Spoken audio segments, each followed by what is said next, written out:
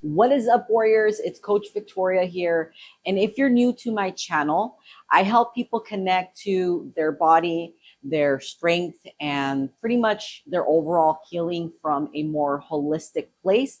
This is either with Still Mace Fitness, and it's also spiritually based health coaching. Okay, so I do a little bit of Still Mace, a little bit of health coaching, and this is especially for LGBTQ plus community, my BIPOC folks, and all the badass women that are over 30. And if you're like tired of the diet culture and like the fake motivation that's out there, I want to let you know that you're in the right space. So today we're going to talk about something that might not seem like a big deal on the surface, right?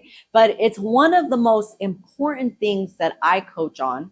And, you know, if your current program doesn't have this one thing in it, all right, this one thing, I highly recommend that you watch this video from start to finish with complete focus, because it's going to change everything for you. So what exactly am I talking about?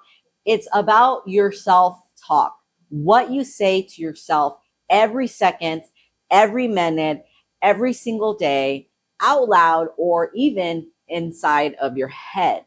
And you might be joking half of the time, right? When you're telling yourself stuff. And I want you to really hear me out on this. What you tell yourself on a daily basis is more powerful than you know. It either builds your confidence or it chips away at it. And for a lot of us, it's happening so subtly that we don't even realize that it's going on. And sometimes we do know what's happening, but we continue anyways, which is really strange, right? So I'm here to help you start changing that in your life. So let's talk about those harmless jokes that you tell yourself on a daily basis. So these might be things like, my diet starts every Monday, but it ends every Tuesday. Salad? What am I, a rabbit? I eat my feelings and my feelings taste like cheese fries. My core is strong. It's just buried under years of trauma and tortillas. I'll start once I lose some weight because no one wants to see this in the gym. I can't be consistent. I'm a Gemini. So you might say this with a smile, and maybe you might even giggle. I mean, when I hear this, I giggle. Your friends might laugh too. But here's the thing. Your brain, your subconscious does not know that it's a joke. And your nervous system doesn't go, oh, cool, that was sarcasm. Let me just delete that. Nope. Your body hears it all and it stores it and it starts to repeat it. And then it builds an identity around it. Okay. And the next time you try to start something new, like, you know, a new workout or a new goal, maybe a fresh habit, that same voice is going to pop up and it's going to say, why even try? You always mess this up. What's the point? Do you see where I'm going with this?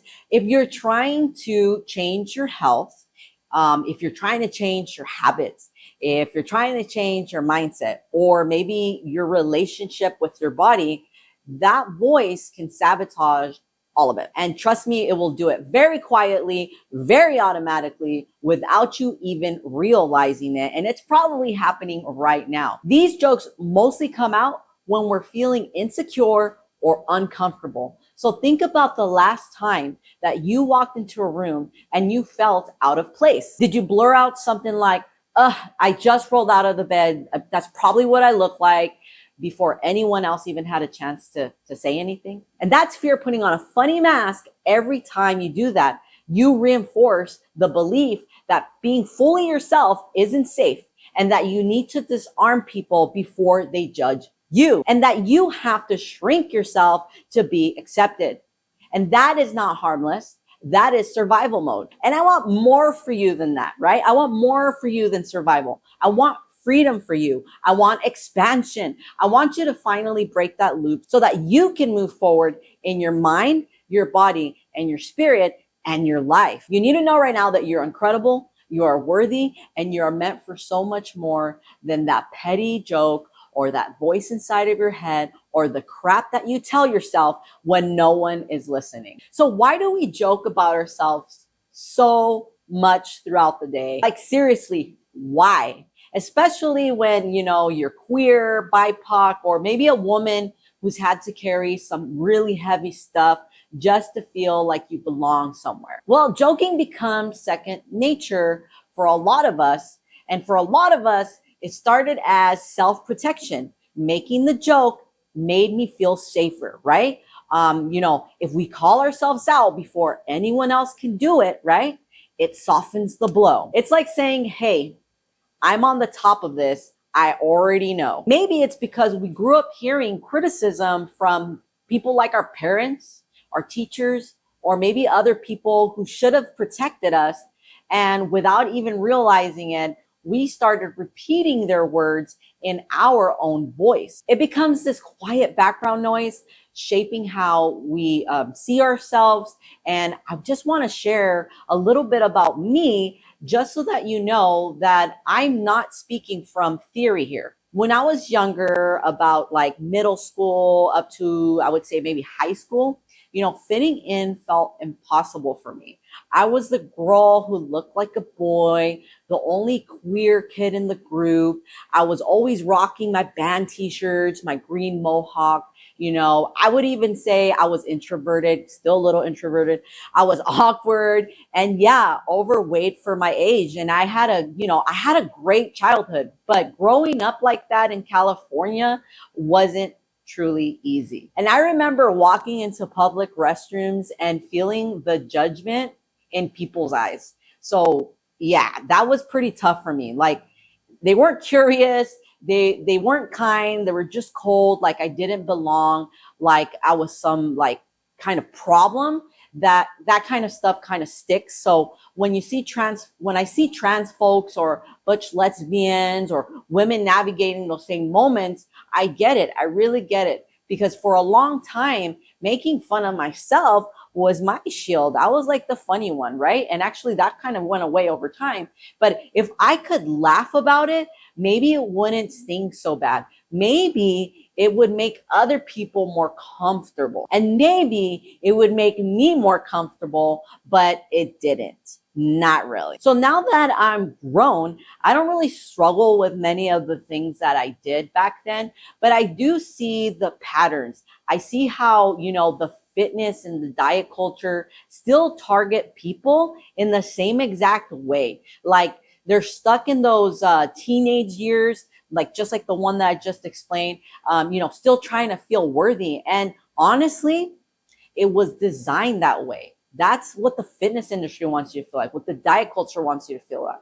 Not by accident, but by, the system that's built to profit off of insecurities. And I'm talking about like the industry. I'm not talking about the people doing their best in it, okay? That's not what I'm here for. But that's what self-protection can turn into. It starts as survival and then it slowly becomes a way of living. But over time, it stops protecting you and it starts shrinking you, right? So you get used to minimizing yourself and dimming your own light. And that right there just feels like really normal. But here's the truth. You can't grow into the person you're working so hard to be if you're still making fun of yourself or pretty much constantly bringing yourself down. And in other words, you can't insult yourself into healing. You can't insult yourself into transformation. It just doesn't work like that. So here's a question for you, okay?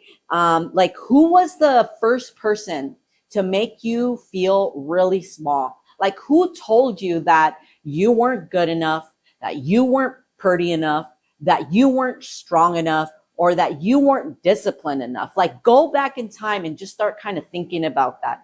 Did you believe them back then when they said this to you? And did you fight back? And if you didn't fight back, if you did fight back, when did you stop? Because somewhere along the way, their words might have become your own. And that's the trap of self-belittling humor. It's not always just a joke. Sometimes it's a reflection of old pain that never got a chance to fully leave. But you deserve better than that. And you deserve to be seen. You deserve to be heard and respected. And first and foremost, by you. And if no one's ever told you this, it's okay to outgrow the survival version of you. That was never meant to be your final form anyways. That was not meant to stay with you. So I will tell you right now that language matters, especially the language that you use with yourself. So let me break it down like this. What you say consistently becomes what you believe. What you believe becomes what you embody. And what you embody shapes how you act. So if you're constantly calling yourself lazy, guess what? Your body starts to believe it. And your choices begin to reflect it.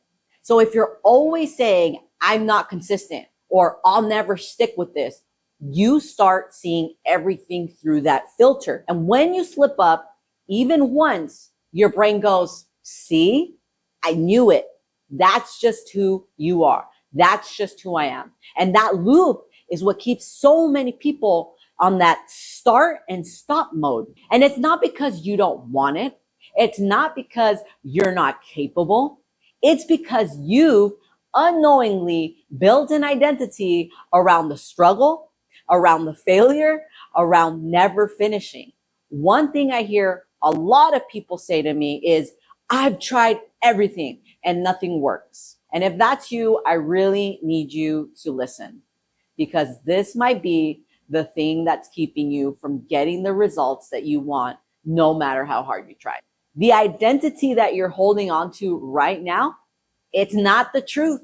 It's just a story, one that's been repeated so many times by you that it started to feel like fact. So here's a journal prompt that might help you untangle it. All right. So you can pop up a piece of paper right now, or you can do this later when you have more alone time to focus. But ask yourself this, okay? And then write down your answer. What's a belief that I carry about myself that I've never questioned? And where did it come from? The goal here isn't to shame yourself. It's to get curious. And curiosity is a bridge, okay? So just imagine a bridge. And once you cross it, you can start writing a new story or a new narrative, one that actually supports where you want to go with your health and your overall wellness. So let me share a little bit more with you right now. Again, this part is very important. I've already mentioned it, but you cannot shame yourself into healing or getting results, period. I see this all the time, especially with clients that are trying to lose weight or just feel better in their bodies. They come in with just so much guilt and punishment energy. And I want to let you know, energy is a real thing. It surrounds you. So I'm going to give you some examples here. When a client comes in and they're working out to punish themselves because of what they ate that day, right? That's no good. They restrict food out of fear instead of nourishment. That's not good.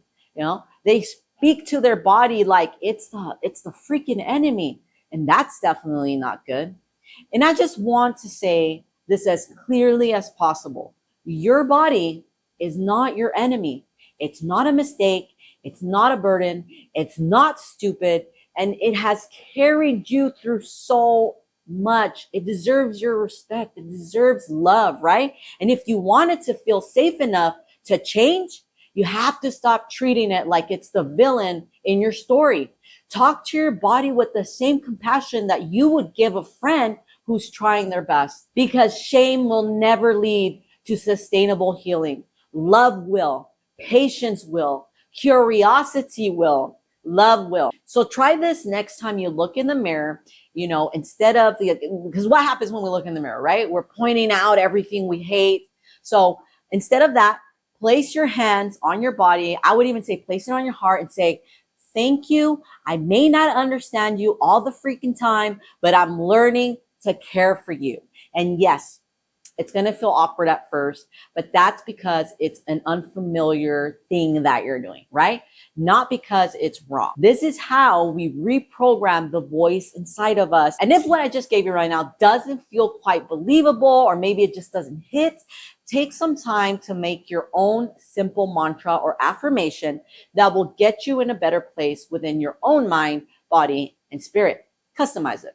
All right. So now that I've shared some pointers, let's keep going and let's learn about what we can do to rewrite that narrative in our heads. Like, what can you do? So the first thing you can do is to start small. I think the mistake a lot of people make is they start too big. So you don't have to force yourself to say, I love my body if it doesn't feel true to you yet. We're not about faking it here, okay? But you can say things like, I'm learning to treat myself better. I'm becoming someone who honors her needs. I'm working on consistency. So speak to yourself like you believe change is possible. I think that's the trick.